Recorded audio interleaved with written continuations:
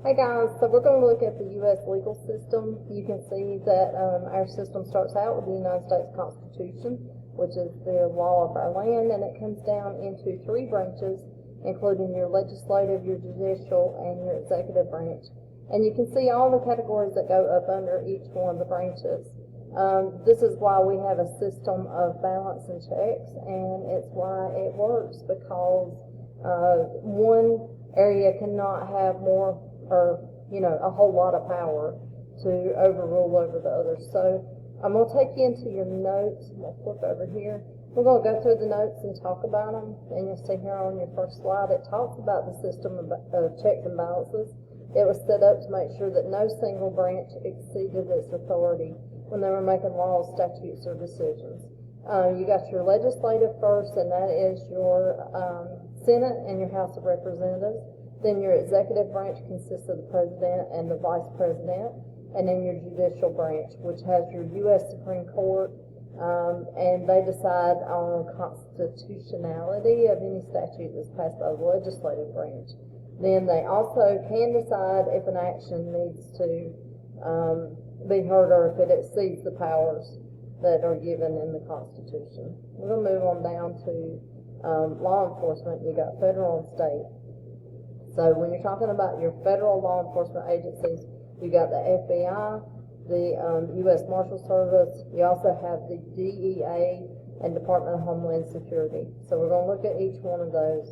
Your FBI, they are supposed to uphold the law as far as federal statutes. Now, what makes a case federal? Maybe the case started in North Carolina and the person drove across the state line and they were committing crimes across the state line in Virginia. Then because they crossed state lines, it becomes an interstate issue, and then that makes it FBI involved or a federal case, because if they had stayed just in the state of North Carolina, then it would have been the North Carolina State Bureau of Investigation that would have been involved. But if they cross lines, state lines, then it becomes federal. So you can see they're divided into 5 functional areas. You've got criminal law, foreign counterintelligence, investigative and operational support, law enforcement services, and direction, control, and administration. You also have your U.S. Marshal Service. They apprehend federal fugitives. They also protect the judiciary. They, when people have witnessed or they've been in a case and they need witness protection, they go through the United States Marshal Service to do that. They move federal prisoners from prison to prison, or if they're going prison to courts or whatever, they transfer them. And they also seize property that comes in the way of criminal activity. So they seize property, meaning they take possession of it. You have the DEA, which is your Drug Enforcement Agency, and you can see that they help to enforce the laws that have to do with drugs and controlled substances. And they will also work to get into people who are growing and manufacturing controlled substances, and then bringing it even, across the borders of our country.